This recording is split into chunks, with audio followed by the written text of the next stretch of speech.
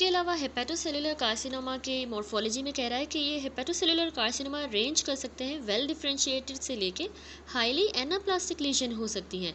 जो well differentiated वाले hepatocellular carcinoma होते हैं वो कंपोज हुए होते हैं सेल्स से, जो कि बिल्कुल नॉर्मल हेपेटोसाइट्स की तरह ही दिखने में होते हैं, और ये ग्रो करेंगे थिक ट्रेबिकुलाई की तरह, यानी रिकैपिचुलेटिंग लिवर सेल प्लेट्स की तरह ग्रो करेंगे, या फिर सूडो ग्लैंडुलर पैटर्न में। ठीक है, सूडो ग्लैंडुलर पैटर्न जो रिकैपिचुलेट करता है poorly formed ectatic bile canaliculi, poorly formed ectatic bile canaliculi को ये सूडो ग्लैंडुलर पैटर्न रिकैपिचुलेट करेगा। ठीक है, तो ये सेल्स जो हैं इस तरह से ग्रो कर सकते हैं, थिक ट्रेबिकुलाई या सूडो ग्लैंडुलर पैटर्न। अब आ जाएं क्लिनिकल फीचर्स पे, तो क्लिनिकल मैनिफेस्टेशन हेपेटोसेलुलर कार्सिनोमा की याद रखिएगा वेरिड होती हैं वेस्टर्न पॉपुलेशन में, और ये ऑफन मास्क हो जाती हैं by the symptom related to the underlying cirrhosis और क्रोनिक हेपेटाइटिस। वो एरियाज़ जहाँ पे इसका हाई इंसिडेंस है, जैसे कि ट्रॉपिकल अफ्रीका, जहाँ पे एफ्लाटॉक्सिन का एक्सपोजर बहुत ज़्यादा कॉमन है, तो यहाँ पे पेशेंट्स को यूजुअली कोई भी सिम्टम जो है स्पेसिफिक क्लिनिकल कोई भी मतलब हिस्ट्री लिवर डिजीज़ की नहीं होती। आल्दो सिरोसिस जो है वो ऑटोप्सी के टाइम पे डिटेक्ट हो सकती है। अब दोनों पॉपुलेशंस में मोस्ट जो पेशेंट्स हैं उनको इल डिफाइंड किस्म के अपर एब्डोमिनल पेन होगा और मलेज होगा, फटीग, वेट लॉस, कभी कभार उसको अवेयरनेस होती भी है एब्डोमिनल मास की या एब्डोमिनल फुलनेस होगी। इसके अलावा जॉन्डिस, फीवर और गैस्ट्रोइंटेस्टाइनल या फिर ईसोफेजियल वेराइसल ब्लीडिंग जो है ये इनमें इनकॉन्स्टेंट फाइंडिंग होती हैं। लेबॉर्ट्री स्टडीज़ की बात करें तो इनसे हमें क्लू मिलता है, लेकिन ये रेयरली कंक्लूसिव होती हैं। एलिवेटेड हमें सीरम लेवल अल्फा फीटोप्रोटीन के फाउंड होते हैं तकरीबन 50%, याद रखिएगा, इंडिविजुअल्स में जिनको एडवांस्ड हेपेटोसेलुलर कार्सिनोमा होता है। लेकिन ये ना तो सेंसिटिव है ना ही specific marker for the pre malignant और अर्ली वेल डिफरेंशिएटेड कैंसर, उनके लिए ये स्पेसिफिक मार्कर नहीं है। बेटर टेस्ट जो होते हैं detection of the small tumours के लिए वो हम इमेजिंग स्टडीज़ कर सकते हैं, जैसे कि ultrasonography, computed tomography, magnetic resonance imaging. ठीक है, अब इन आर्टेरियलाइजेशन जो है, increasing arterialization during the development and progression of hepatocellular carcinoma, ये जो आर्टरीज बढ़ जाती हैं वहाँ पे, तो वो हम इमेजिंग से आइडेंटिफाई कर सकते हैं, और ये कैरेक्टरिस्टिक है कि इसमें हमें डिटेक्शन भी मिल सकती है, कि मतलब इसकी जो डिटेक्शन है वो डायग्नोस्टिक भी हो सकती है, precluding the need for tissue biopsy. ठीक है, इमेजिंग से ये पता चल जाएगा, डिटेक्ट हो जाएगा उसकी आर्टरलाइजेशन देख के, और टिश्यू बायोप्सी की भी फिर ज़रूरत नहीं होगी। अब नेचुरल जो हिस्ट्री है हेपेटोसेलुलर कार्सिनोमा की वो इन्वॉल्व करती है प्रोग्रेसिव इनलार्जमेंट हो जाएगी प्राइमरी मास की, प्राइमरी मास ही बड़ा हो जाएगा अंटिल कि वो डिस्टर्ब ना कर दे हेपेटिक फंक्शन को, या मेटास्टेसाइज जब तक ना कर जाए कॉमनली लंग्स के अंदर। तो डेथ जो है वो इसमें कचेक्सिया की वजह से होती है, जिसमें वीकनेस हो रही है। गैस्ट्रोइंटेस्टाइनल या फिर ईसोफेजियल वेराइसल ब्लीडिंग की वजह से भी डेथ हो सकती है। लिवर फेलियर हो जाएगा हेपेटिक कोमा के साथ, उससे डेथ हो सकती है, या फिर इवन जो है ट्यूमर रप्चर कर सकता है फैटल हेमरेज के साथ। अब इसमें 5 ईयर का जो सर्वाइवल है लार्ज ट्यूमर्स का वो डिस्मल है। ठीक है, बड़े वाले ट्यूमर्स जो हैं उसमें 5 ईयर सर्वाइवल डिस्मल है, नहीं हो पाएगा, और मेजॉरिटी ऑफ पेशेंट 2 ईयर्स के अंदर डायग्नोसिस के बाद मर जाते हैं। अब इम्प्लीमेंटेशन ऑफ स्क्रीनिंग प्रोसीजर्स के साथ और जिस तरह से इमेजिंग में भी एडवांसेस आ गए हैं, तो हेपेटोसेलुलर कार्सिनोमा की डिटेक्शन जो कि 2 सेंटीमीटर से कम डायमीटर के होते हैं, तो इनकी इमेजिंग वगैरह, इनकी डिटेक्शन जो है वो बढ़ गई है उन कंट्रीज़ में जहाँ पे इस तरह की फैसिलिटीज़ अवेलेबल हैं।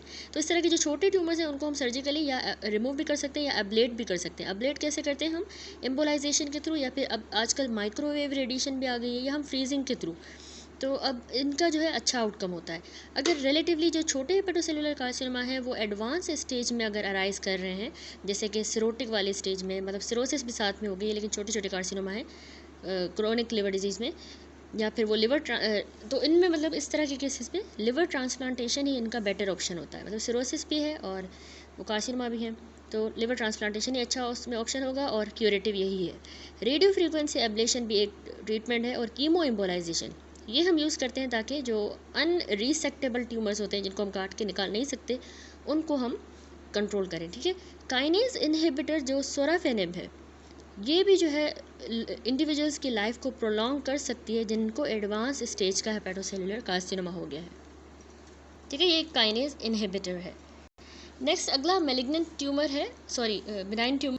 अच्छा, नेक्स्ट जो है मेलिग्नेंट जो ट्यूमर है वो है कोलेंजियोकार्सिनोमा, CCA। कोलेंजियोकार्सिनोमा दूसरा कॉमन प्राइमरी मेलिग्नेंट ट्यूमर होता है लिवर का after the hepatocellular carcinoma.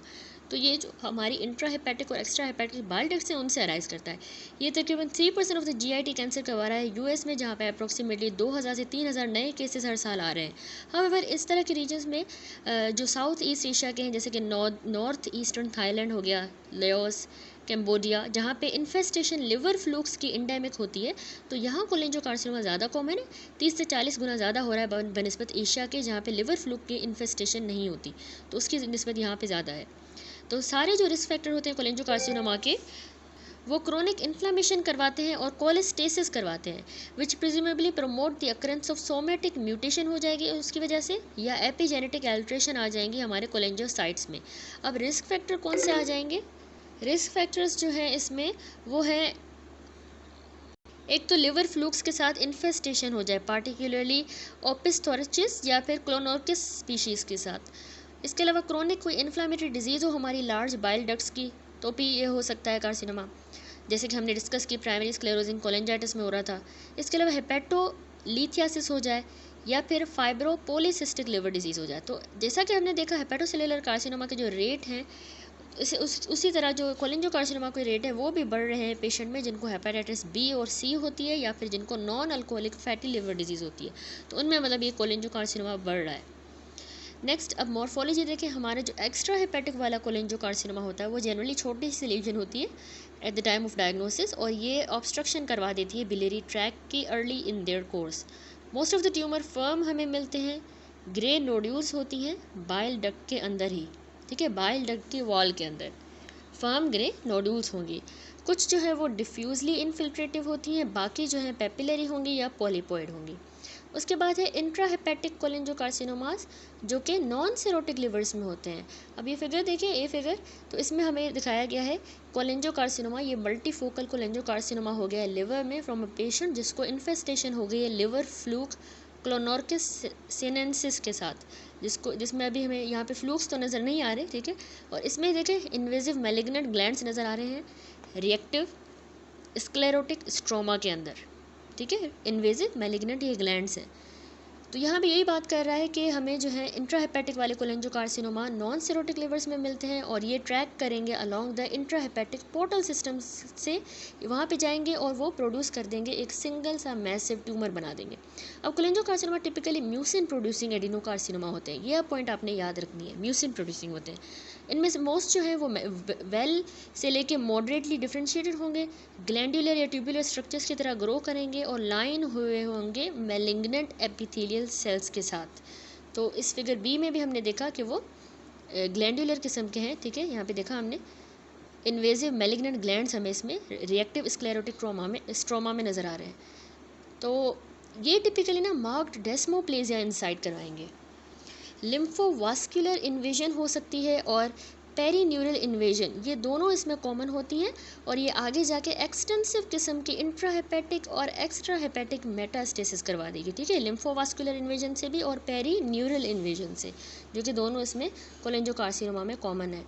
That's it, यहाँ पे हमारा ये चैप्टर का जो फर्स्ट सेक्शन है which is the liver complete हुआ। अब जो है स्टार्ट होगा नेक्स्ट चैप्टर का component which is the gall bladder.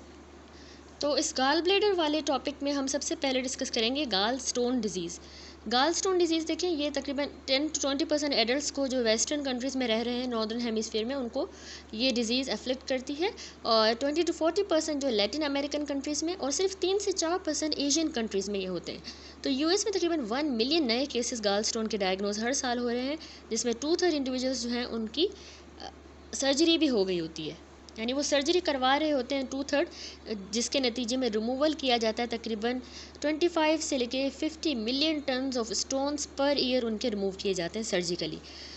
तो अब दो तरह के गाल स्टोन्स होते हैं, एक कोलेस्ट्रॉल स्टोन्स होते हैं जिनमें क्रिस्टलाइन कोलेस्ट्रॉल मोनोहाइड्रेट पाया जाता है, यानी 80% स्टोन जो है वेस्टर्न में इस तरह का होता है कंट्रीज़ में। दूसरे पिगमेंट स्टोन्स होते हैं जो कि बिलिरुबिन कैल्शियम साल्ट्स के बने होते हैं, ठीक है। अब पैथोजेनेसिस को थोड़ा सा समझें। बाइल की फॉर्मेशन जो है ये सिर्फ ओनली सिग्निफिकेंट पाथवे होता है for the elimination of the excess cholesterol from the body. Bile की फॉर्मेशन से हमारा कोलेस्ट्रॉल एक्सेस वाला निकलता है बॉडी से, या तो वो फ्री कोलेस्ट्रॉल की फॉर्म में निकलता है या फिर बाइल साल्ट्स की फॉर्म में। तो कोलेस्ट्रॉल जो है ये रेंडर होता है वाटर सोल्यूबल कैसे वाटर सोल्यूबल होगा? जब इसकी एग्रीगेशन हो जाएगी बाइल सॉल्ट्स के साथ और लेसिथिन्स के साथ, ठीक है। तो जब कोलेस्ट्रॉल की कंसनट्रेशन हमारी बढ़ जाएंगी तो सॉल्युबलाइजिंग जो कैपेसिटी है हमारे बाइल की उसकी सुपर सैचुरेशन हो जाएगी, क्योंकि अब कोलेस्ट्रॉल बढ़ गया है। तो कोलेस्ट्रॉल अब जो है डिस्पर्स्ड नहीं रहेगा और क्रिस्टलाइज कर जाएगा बाहर, ठीक है, उस बाइल में से बाहर आ जाएगा क्योंकि वो सुपर सैचुरेट हो गया है। तो कोलेस्ट्रॉल के गाल स्टोन्स जो है वो इन्हेंस होते हैं by hypomobility of the gall bladder, यानी गाल ब्लेडर में अगर स्टेसिस होगी तो कोलेस्ट्रॉल की स्टोन की फॉर्मेशन होगी, जो कि फिर प्रॉम्प्ट करती है nucleation and by mucus hyper secretion with consequent trapping of the crystal. अगर साथ में म्यूकस हाइपर सिक्रीशन हुई तो वही क्रिस्टल ट्रैप कर जाएंगे और फर्दर उनकी एग्रीगेशन इन्हेंस होगी इनटू द स्टोन्स बन जाएंगे, ठीक है, इन्हीं क्रिस्टल्स की। अब पिगमेंट स्टोन्स जो है वो बनेंगे जब हमारे बाइल में बहुत ज़्यादा हाई कंसनट्रेशन अनकॉन्जुगेटेड बिलिरुबिन की होगी बिलियरी ट्री के अंदर, जैसा कि ये उन पेशेंट्स में होता है जिनको क्रोनिक एक्स्ट्रावास्कुलर उनकी रेड ब्लड सेल की हीमोलाइसिस हो रही हो, या फिर सर्टेन इन्फेक्शंस बिलियरी ट्रैक के हो जाएं किसी को, जैसे लिवर फ्लूक वाला इन्फेक्शन, ठीक है। तो इस तरह की सेटिंग में अनकॉन्जुगेटेड बिलिरुबिन बढ़ जाएगा और पिगमेंट स्टोन्स बनेंगे। तो ये जो है परसिपिटेट जो है ये प्राइमरीली इनसॉल्यूबल ही कैल्शियम बिलिरुबिनेट साल्ट्स होते हैं असल में, ठीक है। प्रिवेलेंस और रिस्क फैक्टर देखें। मेजर जो रिस्क फैक्टर होता है गाल स्टोन का वो इस टेबल में गिवन है 16.6 टेबल देखें, तो इसमें सारे जो है हमारे पास शोन है risk factors for the gall stones. Cholesterol stone के देखें, then pigment stone. Cholesterol stone जो है याद रखिएगा डेमोग्राफी इसकी northern European, north and south American, native American, Mexican American. Advancing age में होते हैं, फीमेल सेक्स हार्मोन भी इसमें रिस्क फैक्टर है, female gender oral contraceptive use भी हो, प्रेगनेंसी, ये सारे इसके रिस्क फैक्टर है। ओबेसिटी और इंसुलिन रेजिस्टेंस से भी होते हैं, अगर रैपिडली जो है वेट रिडक्शन हो जाए अचानक से तो उसमें भी कोलेस्ट्रॉल स्टोन बनते हैं। गाल ब्लेडर की स्टेसिस की वजह से, अगर कोई बाइल एसिड मेटाबॉलिज्म का इनबॉर्न डिसऑर्डर हो या डिसलिपिडीमिया सिंड्रोम हो। नेक्स्ट, अब पिगमेंट स्टोन जो है ये एशियन में ज़्यादा कॉमन है बनस्बत वेस्टर्न के, और रूरल में ज़्यादा कॉमन है बनस्बत अर्बन के। क्रोनिक अगर हीमोलाइसिस हो जैसे sickle cell anaemia, hereditary spherocytosis, उनको पिगमेंट स्टोन ज़्यादा होते हैं। बिलियरी इन्फेक्शन में ज़्यादा होते हैं। जीआईटी के डिसऑर्डर्स में जैसे इलियल डिजीज़ हो गया फॉर एग्जांपल क्रोहन डिजीज़, या इलियल रीसेक्शन या बाईपास, या cystic fibrosis with pancreatic insufficiency, तो ये सारे जो हैं पिगमेंट स्टोन्स करवा सकती हैं कंडीशंस। तो अब देखिए प्रिवेलेंस और रिस्क फैक्टर्स क्या हैं। देखिए मेजर जो रिस्क फैक्टर होता है गाल स्टोन्स के लिए वो हमने देखा इसमें टेबल में, तो इनमें तकरीबन 80% इंडिविजुअल जिनको गाल स्टोन्स हैं उनमें जो ओनली आइडेंटिफाइबल रिस्क फैक्टर है वो याद रखिएगा उनका एज और जेंडर। कुछ एलेबोरेशन इन रिस्क फैक्टर्स के भी हम देखेंगे। एज एंड जेंडर की बात करें तो प्रिवेलेंस जो है गाल स्टोन्स की वो बढ़ती जाती है through out the life. US में 5% से 6% से भी कम जो पॉपुलेशन है वो यंगर है, जो 40 ईयर्स की एज से यंग वाली, उनको भी स्टोन्स होते हैं। इन कॉन्ट्रास्ट विथ 25 to 30% उनमें हो रहा है जो ओल्डर हैं 80 ईयर्स की एज के। अब प्रिवेलेंस इसके अलावा देखें तो वुमेन जो है वो सारी एज की उनमें ज़्यादा प्रिवेलेंस है बनस्बत मैन के, ट्वाइस एज हाई है एज मैन। अब एथनिक एंड जियोग्राफिक फैक्टर देखें तो कोलेस्ट्रॉल के गाल स्टोन प्रिवेलेंस जो है 50 to 75% आ गई है सर्टेन नेटिव अमेरिकन पॉपुलेशंस में, जैसे पीमा, होपी, नवेजो, जबकि पिगमेंट के स्टोन्स रेयर हैं। अब हाई प्रिवेलेंस इस तरह की पॉपुलेशन में देखी गई है कि इनको ना बिलियरी कोलेस्ट्रॉल हाइपर सिक्रीशन हो रही होती है, इस वजह से इनमें ज़्यादा ये स्टोन फॉर्मेशन है। हेरिडिटरी का क्या रोल है? एथनिसिटी के अलावा जो पॉजिटिव फैमिली हिस्ट्री है अगर किसी को, तो उनमें ज़्यादा रिस्क होता है। और जैसा कि वैरायटी ऑफ कुछ इनबॉर्न एरर होते हैं मेटाबॉलिज्म के, जैसे कि वो जो एसोसिएटेड होते हैं इम्पेयर्ड बाइल साल्ट सिंथेसिस के साथ। साल्ट ही नहीं होगा तो स्टोन्स बन जाएंगे, या इसके अलावा सिक्रीशन सही नहीं है, इस वजह से इस तरह के एरर हो गए। तो हेरिडिटरी रोल है। इन्वायरमेंट का क्या रोल है? ईस्ट्रोजन हमने कहा कि बढ़ाते हैं हमारे हेपेटिक कोलेस्ट्रॉल का अपटेक, ठीक है, हेपेटिकली, और उसकी सिंथेसिस भी कोलेस्ट्रॉल के बढ़ाता है ईस्ट्रोजन, तो जिसकी वजह से बहुत ज़्यादा एक्सेस बिलियरी सिक्रीशन होगी कोलेस्ट्रॉल की, बाइल में सिक्रीट ज़्यादा होगा। तो इस तरह के इफेक्ट एक्सप्लेन करते हैं इंक्रीज रिस्क ऑफ गाल स्टोन डिजीज़ जब जो फीमेल्स हैं वो ओरल कॉन्ट्रासेप्टिव्स यूज़ करती हैं, और या फिर वो जब प्रेगनेंसी के दौरान, तो उनमें ज़्यादा होता है गाल स्टोन। ओबेसिटी और जो अचानक से रैपिडली अगर किसी का वेट लॉस हो जाए, इसके अलावा ट्रीटमेंट अगर कोई ले रहा है हाइपोकोलेस्ट्रोलीमिक एजेंट क्लोफिब्रेट का, तो इसमें भी बहुत स्ट्रॉन्ग एसोसिएशन है कि इनमें ना बिलियरी कोलेस्ट्रॉल की सिक्रीशन बढ़ जाती है बाइल के अंदर, तो गाल स्टोन डिजीज़ का रिस्क बढ़ जाता है। इसके अलावा एक्वायर्ड कुछ डिसऑर्डर्स हैं, कोई भी कंडीशन जो गाल ब्लेडर की मोटिलिटी को कम कर दे तो उससे गाल स्टोन होंगे, जैसे प्रेगनेंसी में मोटिलिटी कम होगी, रैपिड वेट लॉस में, स्पाइनल कॉर्ड की जब इंजरी हो जाए। अब मोस्ट ऑफ द केसेस में हाउएवर गाल ब्लेडर की जो मोटिलिटी है वो प्रेजेंट होगी बिना किसी ऑब्वियस कॉज नहीं भी होता कभी कभी हमारे पास। तो नेक्स्ट है मॉर्फोलॉजी। तो देखिए कोलेस्ट्रॉल के स्टोन्स जो है ना वो एक्सक्लूसिवली हमारे गाल ब्लेडर में अराइज करते हैं और ये तकरीबन 50% से 100% कोलेस्ट्रॉल के ही बने हुए होते हैं। प्योर वाले जो कोलेस्ट्रॉल के स्टोन्स हैं वो हमें पेल येलो नज़र आएंगे, उनमें बहुत ज़्यादा प्रोपोर्शन होता है कैल्शियम कार्बोनेट का, फॉस्फेट्स भी होंगे और बिलिरुबिन, ये इनको इम्पार्ट करेगा ग्रे वाइट से लेके ब्लैक डिस्कलरेशन। ठीक है, तो इस फिगर में देखिए, तो मतलब अगर वैसे प्योर होगा तो वही पेल येलो होगा, लेकिन अगर उनमें ये प्रोपोर्शन ज़्यादा है कैल्शियम कार्बोनेट फॉस्फेट बिलिरुबिन तो उनका ग्रे वाइट या ब्लैक डिस्कलरेशन होगी। इसमें देखिए ये कोलेस्ट्रॉल के गाल स्टोन दिखाए गए हैं, ये है गाल ब्लेडर की, देखिए मोटी हो गई है, थिकन हो गई है और फाइब्रोटिक हो गई है क्योंकि क्रोनिक कोलिसिस्टाइटिस है इस पेशेंट को। इसके अलावा कह रहा है मॉर्फोलॉजी में ये ओवॉइड किस्म के होते हैं कोलेस्ट्रॉल स्टोन और फर्म होते हैं, ये सिंगली भी हो सकते हैं लेकिन ज़्यादातर ये सेवरल होंगे, इनके फैसेटेड सरफेस हैं। ठीक है, फैसेट नहीं होता जिस तरह अगर कोई सरफेस एक दूसरे के साथ इस तरह चिपक रहा है तो उसका यूँ एक फैसेट बन गया यहाँ पे, तो फैसेटेड सरफेस हैं जो कि इनकी अपोजिशन की वजह से बन रहे हैं। मोस्ट कोलेस्ट्रॉल वाले स्टोन आपने याद रखना है रेडियो लूसेंट होते हैं, आल्दो एज मैनी एज 20% जो है उनमें सफिशेंट कैल्शियम कार्बोनेट मौजूद होता है टू बी रेडियो ओपेक। बेशक उनमें रेडियो ओपेक होने वाली काबिलियत है कि उनमें कैल्शियम कार्बोनेट है, फिर भी वो रेडियो लूसेंट होते हैं। पिगमेंट स्टोन्स की मॉर्फोलॉजी देखें तो ये कहीं पे भी हमारे बिलीरी ट्री में अराइज कर सकते हैं और इनको हमने क्लासीफाई किया है ब्लैक एंड ब्राउन स्टोन्स के अंदर। इन जनरल जो ब्लैक वाले पिगमेंट स्टोन है वो हमें स्टेराइल गाल ब्लेडर में मिलेंगे, स्टेराइल जो गाल ब्लेडर का बाइल है उसमें मिलेंगे। ठीक है, जबकि ब्राउन वाले स्टोन्स हमें जो इन्फेक्टेड इंट्राहेपेटिक या हमारी एक्स्ट्रा हेपेटिक डक्ट्स हैं उनमें मिलेंगे। अब स्टोन्स जो है उनमें हमें कैल्शियम साल्ट्स मिलते हैं अनकॉन्जुगेटेड बिलिरुबिन के, और लेसर अमाउंट में बाकी कैल्शियम साल्ट्स भी मिल सकते हैं, जैसे कि बाकी कैल्शियम साल्ट्स या फिर हमें म्यूसिन ग्लाइकोप्रोटीन्स भी मिल सकते हैं और कोलेस्ट्रॉल भी इसमें मिलेगा। ब्लैक वाले स्टोन छोटे होंगे, बहुत ज़्यादा न्यूमरस होंगे और फ्रेजाइल होंगे जब हम उनको टच करेंगे।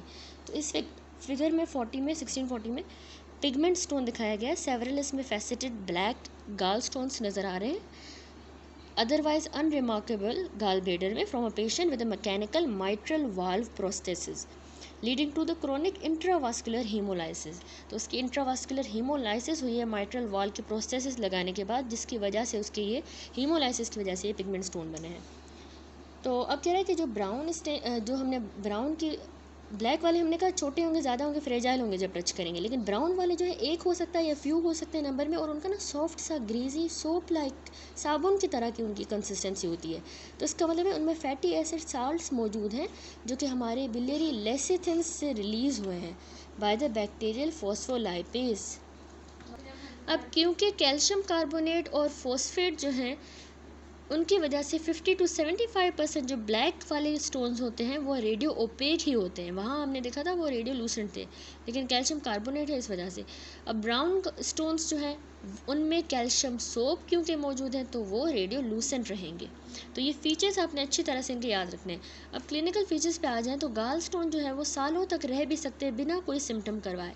70 to 80% जो इंडिविजुअल्स हैं जिनको गाल स्टोन होते हैं वो एसिम्टोमेटिक होते हैं through out their life in an unfortunate minority में, जबकि हाउएवर सिम्टम्स जो हैं वो स्ट्राइकिंग भी होते हैं माइनॉरिटी पेशेंट में। तो इसमें जो है क्या होता है कि राइट अपर क्वाड्रेंट या फिर एपिगैस्ट्रिक पेन होगा पेशेंट को, ऑफन एक्सक्रूशिएटिंग किस्म का, जो कि कांस्टेंट भी हो सकता है पेन, या फिर वो लेस कॉमनली स्पाज्मोडिक किस्म का पेन होगा। तो इस तरह के बिलियरी पेन जो है वो क्यों हो रहा है, गाल ब्लेडर या बिलियरी ट्री की ऑब्स्ट्रक्शन की वजह से ये पेन होता है, या फिर इन्फ्लामेशन हो रही है गाल ब्लेडर की इटसेल्फ, इस वजह से हो सकता है। अब मोर जो इसमें सिवियर कॉम्प्लिकेशन है वो आपने याद रखना है, इम्पाइमा हो सकता है, परफोरेशन भी हो सकती है, फिस्टुला फॉर्मेशन, या हमारी बिलियरी ट्री की इन्फ्लामेशन हो जाए, ऑब्स्ट्रक्टिव वाली कोलेस्टेसिस हो या पैनक्रियाटाइटिस भी हो सकता है आगे जाके। अब जो बड़े वाले लार्जर स्टोन होते हैं वो लेस लाइकली हैं कि वो एंटर करें हमारी सिस्टिक या कॉमन डक्ट्स के अंदर, क्योंकि वो लार्जर हैं और मतलब वो ऑब्स्ट्रक्शन वगैरह नहीं करवाएंगे। तो थस जो बहुत ही छोटे वाले स्मॉल स्टोन्स होते हैं या ग्रेवल्स होते हैं ना, वो डेंजरस हैं, बहुत खतरनाक होते हैं। अब ओकेजनली जो लार्ज बड़े वाले स्टोन्स हैं वो हमारे इरोड भी कर सकते हैं, डायरेक्टली एडजेसेंट वाले हमारे loop of the small bowel को इरोड कर सकते हैं बड़े स्टोन, ठीक है। तो इससे जनरेट होगा इंटेस्टाइनल ऑब्स्ट्रक्शन, जिसको हम गाल स्टोन इलियस कहेंगे। ये वर्ड आपने याद रखना है, गाल स्टोन इलियस क्या होता है, ठीक है। नेक्स्ट अब इसका गाल ब्लैडर का अगला टॉपिक है कोलिसिस्टाइटिस। कोलिसिस्टाइटिस यानी कि हमारे गाल ब्लैडर की इन्फ्लामेशन जो है अक्यूट भी हो सकती है, क्रोनिक भी, या acute super impose on the chronic, और ये ऑलमोस्ट ऑलवेज जो है इन एसोसिएशन विथ गाल स्टोन्स ही होती है। तो यूएस में cholecystitis one of the most common indication होती है, एब्डोमिनल सर्जरी करनी पड़ती है इसमें, ठीक है। तो इसकी एपिडेमियोलॉजिक जो डिस्ट्रीब्यूशन है वो बिल्कुल पैरेलल है जिस तरह हमने गाल स्टोन की देखी। अब अक्यूट, सबसे पहले अक्यूट कैलकुलस कोलिसिस्टाइटिस। अक्यूट हमारी इन्फ्लामेशन हो जाए हमारे गाल ब्लैडर की जिसमें स्टोन्स भी हैं, तो उसको हम अक्यूट कैलकुलस कोलिसिस्टाइटिस कहेंगे, और ये पर्सिपिटेट होती है 90% ऑफ द केसेस में कि इसमें जो है ऑब्स्ट्रक्शन हो जाएगी हमारे गाल ब्लैडर के नेक की, या फिर हमारी सिस्टिक डक्ट की ऑब्स्ट्रक्शन हो सकती है। तो उससे ये मतलब पर्सिपिटेट होगा ये कोलिसिस्टाइटिस अक्यूट कैलकुलस वाला। तो ये मोस्ट कॉमन मेजर कॉम्प्लिकेशन होती है गाल स्टोन्स की, और ये ज़्यादा फ्रीक्वेंट जो है इसमें, ये मोस्ट फ्रीक्वेंट इंडिकेशन है एमरजेंसी में जो हम कोलिसिस्टेक्टोमी करते हैं, यानी गाल ब्लैडर ही फिर हमें निकाल देना होता है। अब जो मैनिफेस्टेशन है ऑब्स्ट्रक्शन की, जो उसकी ये ब्लॉकेज करा रहा है इसका स्टोन, वो अपीयर होंगे रिमार्केबल सडननेस के साथ, अचानक से मैनिफेस्टेशन होंगे, और ये कॉन्स्टिट्यूट करती हैं सर्जिकल एक इमरजेंसी होती है ये, ठीक है। तो कुछ केसेस में हावेवर सिम्टम माइल्ड होंगे और खुद ही जो है बिना इंटरवेंशन के ही रिजॉल्व कर जाएंगी। अक्यूट जो कैलकुलस कोलिसिस्टाइटिस है ये पहले इनिशियली होगी जब हमारी केमिकल इरिटेशन हो रही होती है, और या फिर इन्फ्लामेशन हो रही होती है ना गाल ब्लैडर की, उसकी वजह से, ठीक है। गाल ब्लैडर की वॉल की क्यों इन्फ्लामेशन वगैरह हो रही है, क्योंकि हमारे बाइल का आउटफ्लो ऑब्स्ट्रक्ट हो गया है, बाइल जमा होना शुरू हो गया, तो उसने केमिकल इरिटेट कर दिया है और इन्फ्लेम कर दिया है गाल ब्लैडर की वॉल को। तो इस तरह से ये इनिशिएट होगा, ठीक है। फिर क्या है कि गाल ब्लैडर की इंजरी जो है वो होगी in the setting of bile obstruction stems from several sources, जिसमें आ जाता है कि अब इंजरी क्यों हो रही है, फॉस्फोलाइपेजेस जो डेराइव हुए हैं हमारे mucosa hydrolyze biliary lecithin to lysolecithin, जो कि बहुत ही टॉक्सिक होता है हमारे म्यूकोजा के लिए, ठीक है। ये फोस्फोलाइपोपेजेस ने ये प्रोड्यूस कर दिया है, तो लाइजोलेसिथिन बहुत टॉक्सिक है म्यूकोजा के लिए। नॉर्मली प्रोटेक्टिव हमारा जो ग्लाइकोप्रोटीन वाला म्यूकस की लेयर है वो डिसरप्ट हो जाएगी, तो हमारी म्यूकोजल एपिथेलियम जो है गाल ब्लैडर की वो एक्सपोज हो जाएगी to the detergent effect of the bile salt, क्योंकि वो म्यूकस ही नहीं रहा। अब जिस तरह स्टमक में भी म्यूकोस होता है ना, तो यहाँ पे भी है जो ख़त्म हो गया है, तो डिटर्जेंट एक्शन बाइल साल्ट के उसको डैमेज करना शुरू कर देंगे, ठीक है।